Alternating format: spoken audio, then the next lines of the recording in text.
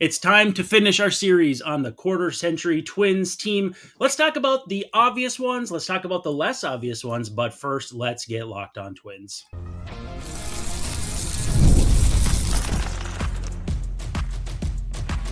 You are Locked On Twins, your daily Minnesota Twins podcast. Part of the Locked On Podcast Network, your team every day. Well, hello again and welcome back to yet another edition of Locked On Twins. I'm your host, Brandon Warne. I've been covering the Twins for more than 10 years, watching them for more than 30. And I am joined, as always, by Mr. Dave Brown, BBWAA member, and I believe out at the ballpark right now. Yep, seeing the Dodgers and the AL Central, wherever they are, Kansas City Royals. Boy, I think the Twins are having a rough time. The Kansas City Royals are having a worse time. So we got that going for us. Yeah, which is nice. You can follow me on the tweets at Brandon_Warren or unfollow, whatever is easier for you, and answer Dave Brown. Actually, are you Dave Brown MLB now? Oh, that's true. I have changed my. This is old news. I'm David Brown _MLB. So we'll get that fixed on the graphics. We'll talk to our people. But thank you for making Locked On Twins your first listen every day. We're free and available wherever you get your podcasts, as well as on YouTube, and of course as part of the Locked On Podcast Network. We're your team every day. We would love to have you be an everydayer. Make sure to drop us a line if you've been listening. Hit us up in the comments on YouTube, or just drop us a line on the tweets. We would love to hear from you, love to make you part of the show. It's an interactive show, and so you are a big part of that, and we love to hear from you. I almost think, Dave, we'll start an everydayer of the week feature on Fridays if we can get to that point where we hear from people often enough. But today's episode, we are finishing off what we started a few days ago, where we talked about the hitters on the Twins all-quarter century team. This is an idea that was conceived by, I want to say Aaron Gleeman of The Athletic, but I've seen a couple different iterations of it since. And by saying I've seen it, I haven't read them. I haven't like digested them, but the concept is familiar to me. And so I'm doing it as like my 26-man roster. You and I are kind of bouncing that back and forth. And so we're here to tell you all about starting pitching. And I did an 8-man bullpen. So, excuse me again. For this first segment, what I'd like to do is get kind of the obvious pitchers out of the way. And I really think you could say there's more than two. But I think your number one with a bullet is Johan Santana. And your number two, for me at least, is Brad Radke. Now, I don't know. I'll pull up the statistics just to be sure, because a lot of what Radke did for the Twins was before. Like his 20-win season was, I think, 1997 or 98. So while he had a lot of value and his career ended in 06, so he kind of bisected the millennium there, I think as far as influence, even still, he gets a boost for that. Do you think that makes sense? Totally. We can't have this team without Brad Radke. Right. I know that the years, it's like you said, there's some overlap, centuries, millennium. But Brad Radke's one of the best. You know, we're not doing who are the best Twins players in the last 25 years of the 20th century. We're not doing that show. So Radke's got to be part of this one for sure. And I actually misstated a little bit. He had 1,366 innings after 2000. That's the most by a Twins pitcher. So actually, this could be fun. Radke's first. Who do you think is number two? 4 innings this century. Don't overthink it. Scott Baker. Scott Baker is fourth. Don't overthink it. That was my Santana. Yeah, so Johan Santana's second.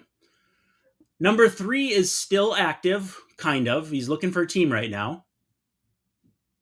It's not Rich Hill. Kyle Gibson. Oh, that's right, of course. Then Scott Baker. And the next two are kind of fun.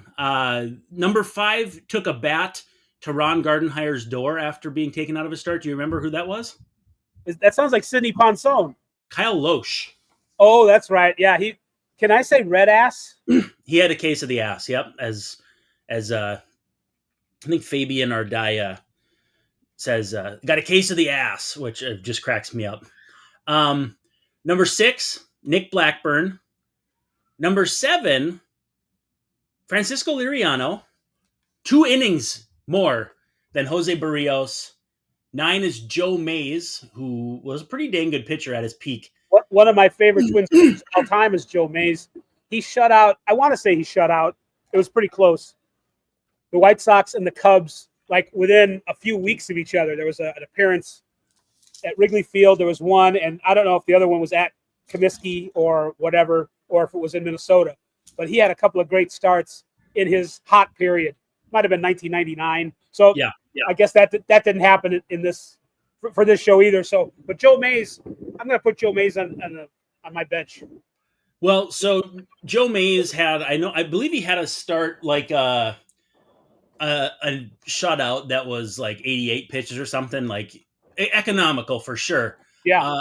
And then the next guy had a historically unique shutout. I don't remember if it was 84 pitches or 78, something like that. But and I don't even know if this is, maybe we shouldn't even call him this, but Big Chief. Do you remember who this was? Juan Rincon?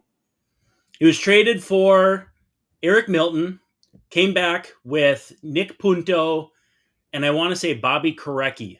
Big righty. I don't know. Carlos Silva. Oh, that's right. So that's your top 10 in innings. And Radke and so Santana and Radke are the top 2, the blatantly obvious for me. Santana, for my money, would it be too crazy to call him the most dominant Twin starter ever? Like, Bert Blyleven was great. He was a Hall of Famer. He spent the beginning of his career and a big part of the end of his career with the Twins, but he did have years elsewhere. I mean, a lot of people know him as a Pittsburgh Pirate. Some people know him as a Texas Ranger. And to be fair, Johan left the Twins too and had a couple decent years with the Mets before it was all over. But for my money, Santana, if I had to pick one Twins starter to win me one big game, I think Johan is at the top of that list. I think Pablo Lopez might be near the top of that list. Right. If I could get 2006 Francisco Liriano, he'd be second on that list. Bert Blyleven would probably be, you know what though, and I don't want to not give credit to Jack Morris, who would deserve some credit there too. But I think if I needed a one-game dominant starter at their very best, it's either 2004 Johan Santana or 2006 Francisco Liriano. Maybe I'm being a prisoner of my purview of watching the team. What about 1988 Frank Viola? Not a bad option. What did he win, 24 games that year? Something like that. Had a nice year. Again, I was 2 years old, so I didn't get to enjoy Viola. By the time I started watching, he was already with the Red Sox, which was a real shame. Yeah, that's 1988 is a little, it's one thing to overlap millennia, but that's 12 years. So I'm going to stop talking about Frank Viola. But so anyway, I think we can agree that Johan and Radke are numbers 1 and 2 pretty easily. What I want to do is I want to take our first break, and then when we come back, we'll do 3, 4, and 5, pause again, and then do our bullpens. I think 3, 4, and 5 are going to be good fodder for discussion. Yeah. And then the bullpens are, I don't know if they'll be more wide open or less wide open, because sometimes the more you know, the less you know. It can be. I've got an angle. So. Okay, well, good. Let's pause. When we come back, we will talk starters number 3, 4, and 5. But not before we introduce you to a new sponsor. Hold the applause, Dave Brown. It's Rougiette. And guys, you've probably heard of Viagra or Cialis, or maybe you've even tried them. But if you're looking for something beyond the usual pill, it's time to get Rougiette Ready. Rougiette Ready is a next-gen prescription treatment designed to amplify arousal in the brain and boost blood flow. Boost blood flow is a really hard phrase, so I had to mentally prepare for that. But unlike the usual pills that can take hours, Rougiette's 3-in-1 formula dissolves under your tongue and kicks in fast. On average, 15 minutes, and the effects can last up to 36 hours. so you can stay confident and in control when the moment is right. If one of those other guys hasn't worked for you, Rougiette might be the answer. Over 150,000 men have already made the switch. It's completely online. You get to talk to a board-certified doctor, and your treatment is shipped discreetly to your door. You can even read real customer reviews on the site. It's helped a lot of people so far feel more confident and more present in the moment. So head on over to rougiette.com/LockedOnMLB and use code LockedOnMLB to get 15% off today. That's RUGIET.com/LockedOnMLB and use promo code LockedOnMLB for 15% off. Individual results may vary with prescription treatment. Compounded drugs are permitted to be prescribed under federal law, but are not FDA approved and do not undergo FDA safety, effectiveness, or manufacturing review. Please visit the Rougiette website for full safety information. Always love those new ad reads, don't you? So we are talking about the Twins rotation. I got the coughs today. I apologize to the listeners. So we got 3, 4, and 5. I went with Jose Berrios third by Fangraphs WAR, and again, I tried not to be like it's easy to just do a Fangraphs WAR sort and go down the list, right? Right. Berrios was 6th among all Twins pitchers, and there's some nuance to that too. I mean, Joe Nathan was ahead of him. He's obviously not a starter. He also threw 300 fewer innings, and it was a reliever. I mean, so Joe Nathan was really good in smaller doses, or even better in smaller doses.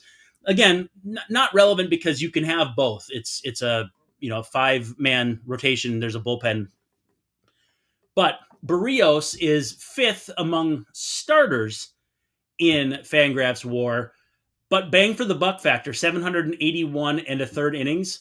The only pitcher ahead of him on the WAR list that has fewer innings is Nathan, who's obviously not going to be a starter. Jose Berrios is my 3. What say you? Do you disagree? Do you have someone else?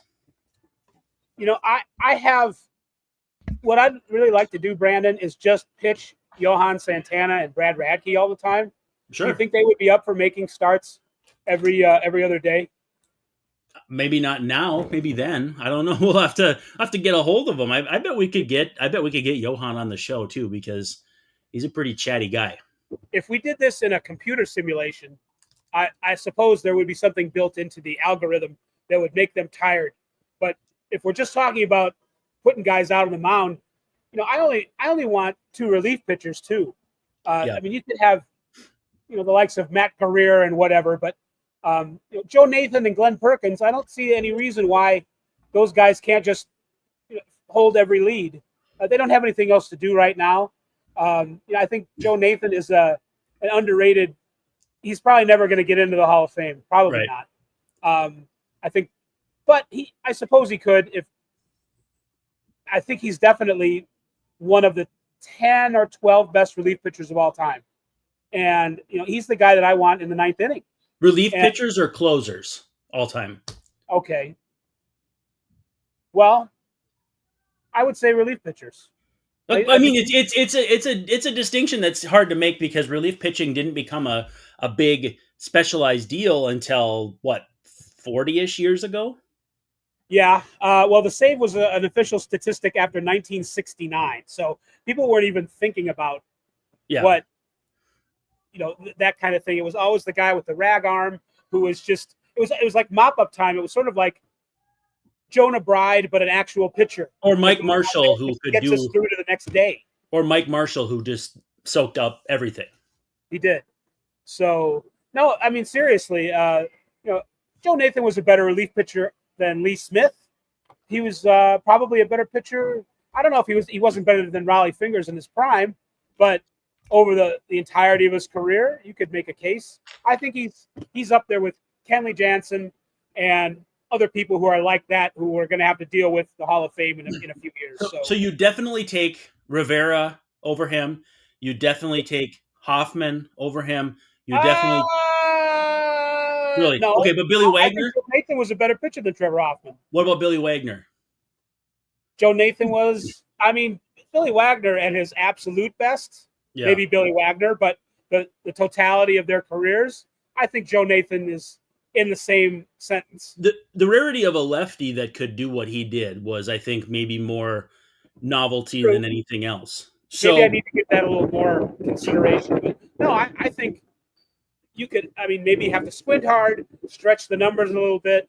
But it always bothered me that Joe Nathan was a one and done, and it was a mistake. The writers made a big mistake, and we could see what. I wasn't voting then, but you could see the writing on the wall that those kind of pitchers were going to get in the Hall of Fame, and Joe Nathan is among those people who should be.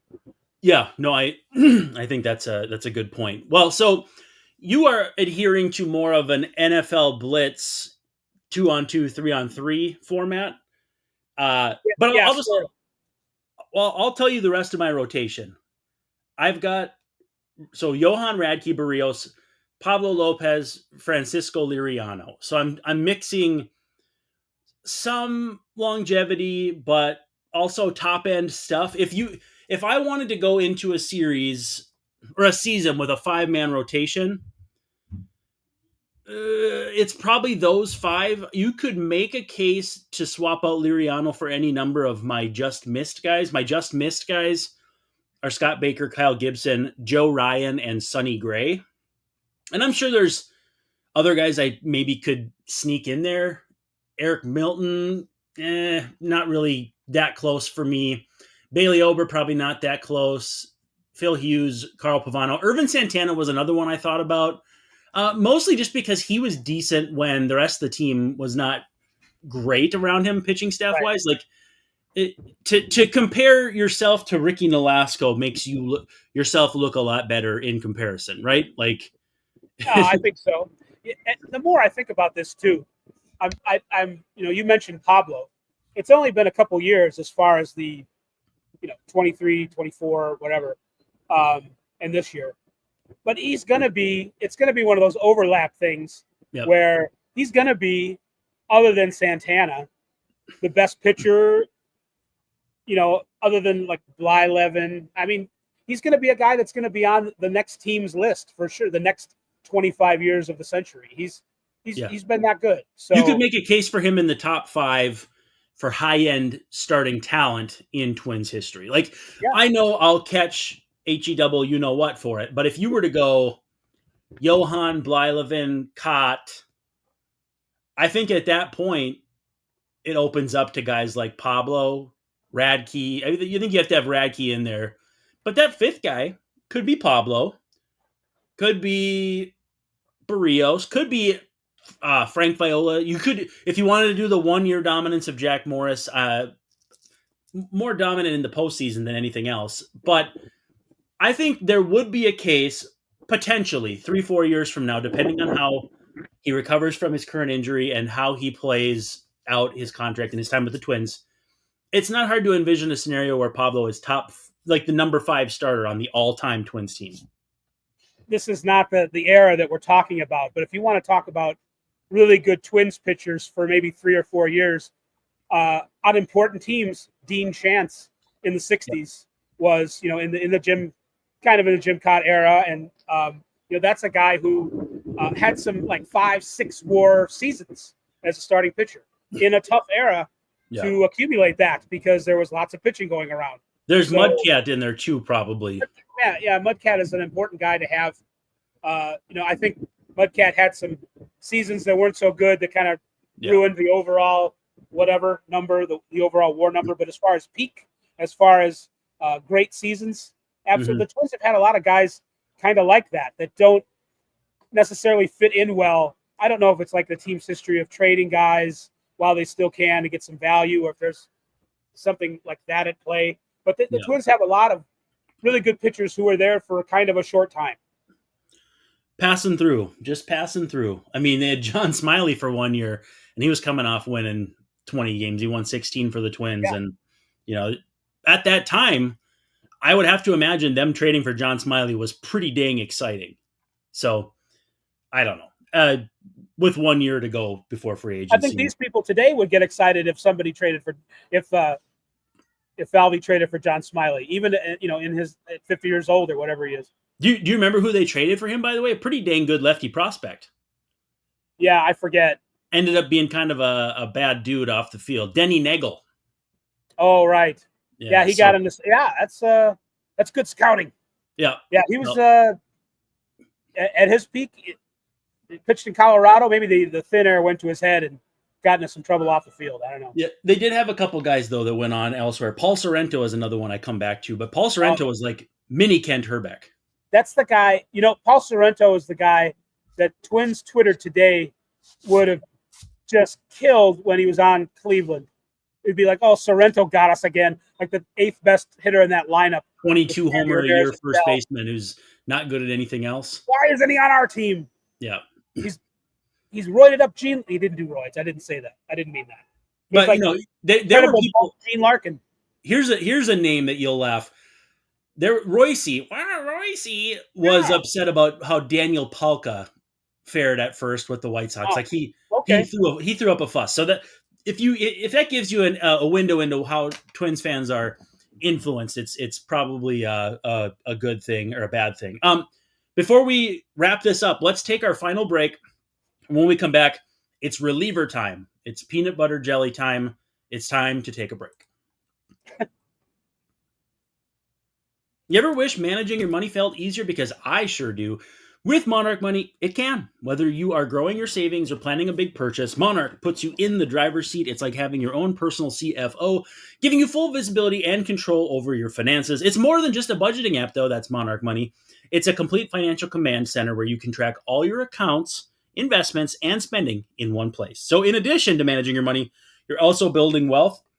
You will see some surprising things. It will tell you maybe things you're not prepared to see, like how much money you're spending on gas, how much money you're spending on McDonald's, that sort of thing. Financial health, physical health, it's going to possibly help you with some accountability on both ends. You can be on there with your significant other, your spouse, whoever you share accounts with, and both work toward your goal and or dream of financial stability and building wealth, of course. If you're looking to buy a house, we've talked about maybe buying a different house. I don't think it's going to happen, but any sort of thing that you want to make a big budget decision for, Monarch Money can help you make progress toward that. So take control of your finances with Monarch Money. Use code LOCKEDONMLB at Monarch Money, and you'll get 50% off your first year. That's monarchmoney.com, code LOCKEDONMLB, and you'll get half off your first year. All right, Dave, we are back. We are ready to come down the home stretch. It's the bullpen time, and you made note of Joe Nathan and Glenn Perkins. Those were my top two guys off the board. I'm reading mine backwards because every time I list a bullpen, I go top down. So it's like long guys / long with a G, not guy out doing your lawn. I see. Speaking of, Target Field looks terrible right now. They've had some issues with the grass, and we'll talk about that. What are they doing wrong? I think there's a fungus that has kind of hit the underbelly, but neither here nor there. The thing that's gone wrong under the presidency of Derek Falvey, and I'm kidding, but doesn't it seem like everything's going wrong? He's about to get impeached. Okay, so we're consensus on Nathan Perkins, right? Pretty obvious. For sure. My next two, Taylor Rogers and Juan Rincon. Right. So Rogers, if we go to reliever Fangraphs WAR, and again, I know Fangraphs WAR does not necessarily reflect fairly on relievers. Rogers, in 50 fewer innings, had a higher WAR than Glenn Perkins. So I think Rogers is pretty easy, yes. Rincon was fourth. Beyond that, it's Griffin Jacks, LaTroy Hawkins, Joan Duran, and Eddie Guardado for me. As far as WAR would be concerned, they would swap out Guardado and bring in Thielbar, which, I don't know. I just take Guardado because, again, I may give a little boost to the pre-2000s when he was kind of toiling and what he's meant to the team in terms of leadership after his career too. But I did kind of go chalk. I just think, though, like, next up on the list, Casey Feen, Trevor May, Ryan Presley, Tyler Duffy, Jared Burton, Jesse Crane, Cole Sands, it falls off pretty quickly for me. It does. You know who was really good for like half an hour? Brandon Kinsler. Yeah. He was really good for like 1.5 seasons. He's 24th in WAR. I'll just read the list because it's actually kind of fun. So after Casey Fee and Trevor May, you got Johan Santana, the reliever, Presley Duffy, Burton, Crane, Sands, Pat Neshek, who I would have loved to include, J.C. Romero, Brian Dunsing, John Roush in only 73 innings, 73 and a third, Brock Stewart, Cody Stashak, we hardly knew ye, Brandon Kinsler, Hector Carrasco, who I would not have realized was that good after 2000, Giovanni Moran, Denny Reyes, Danny Coulomb, Travis Miller, and number 30, Emilio Pagan. You know, I think there's a couple things. I think we've got to make sure, we mentioned LaTroy. Yes. LaTroy had kind of an amazing career because he was brought up as a starter and started out that way, did not perform that well. When he became a relief pitcher, you know, and this is a guy who could do it in some tough ballparks too, was really, really good. And a guy that became, if not an elite closer, a guy that you wanted in leverage situations in the 7th and 8th inning. You know, he's got to be on this list for sure. And we have to make sure to just mention that. You know, he hasn't been around that long, kind of like Pablo, but Joan Duran, that first year where he really dominated was something else. Mm-hmm. And it is just one season. And he's had a couple of outings lately. His last one was fine. But he's been a really good relief pitcher too. And I think somebody that people overlook, I think they expect him to be perfect. And when he's not, those memories like stick in fans' heads and it makes them nervous. You might even be one of those fans, Brandon. I probably am. And it's expectations more than anything. You can be, I think, a prisoner to the expectations of you, where if you throw as hard as he does, and I mean, his command is pretty good for someone who throws that hard, and he gets a lot of grounders. When there's trouble, you're like, oh boy, you know, there shouldn't be. But I think there's a lot of that too with Emmanuel Clase in Cleveland this year. For sure. I mean, you know, these guys, it's just a reminder that this is very fleeting. You know, Brandon, we're on this earth for only a short time. And that goes for in the big picture and then in the smaller picture of baseball. These guys dominate, but the other guys are so good, the hitters, they make adjustments. So it doesn't last forever. Right. It's a good reminder. Yeah, it's definitely a good reminder. Well, my just miss list included Thielbar, Fien, May, Presley, Duffy, Neshek, Crane, Guerrier. If you needed a long guy, you are a pretty big, as I recall, Matt Guerrier advocate. So if you needed a long guy, someone to give you length, either Guerrier or Dunsing, I think you could make a case for. And then I even had J.C. Romero on the bottom of my list, just because for a minute there, he was really dang good. That's fine. Can we put Jonah Bride on it to mop up? Yes. Here comes the bride. So I could do my full team. We got a little bit of time. It was Maurer, Morneau, Dozier, Correa, Koski, Kepler, Buxton, Hunter, Polanco, and then on the bench, Pierzynski, Punto, Kadair, and Span. Span's in the broadcast booth this weekend in Detroit, I might add. And then my pitching staff, Johan Santana, Brad Radke, Jose Berrios, Pablo Santana, Pablo Escobar. I don't know what I'm saying. Pablo Lopez, Francisco Liriano, and then my bullpen top down, Eddie Guardado, Joan Duran, LaTroy Hawkins, Griffin Jacks. We didn't talk much about Jacks, but he's really good. Juan Rincon, Taylor Rogers, Glenn Perkins, and Joe Nathan. I think we nailed it. I think I nailed it. I think you and I came up with a pretty dang good team, and now I'll probably go back and check Gleeman's list and a couple other people to see where we differed.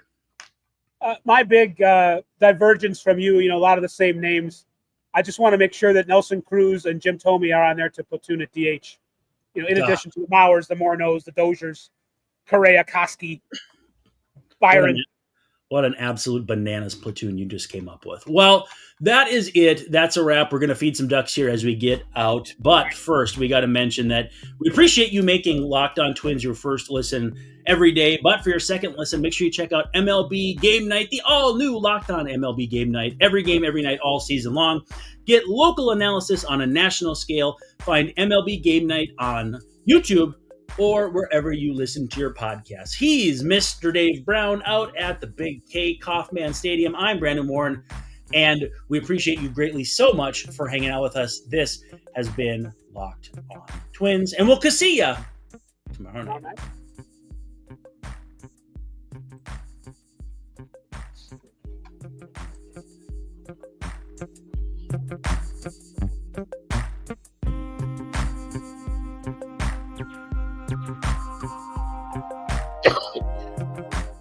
Excuse me.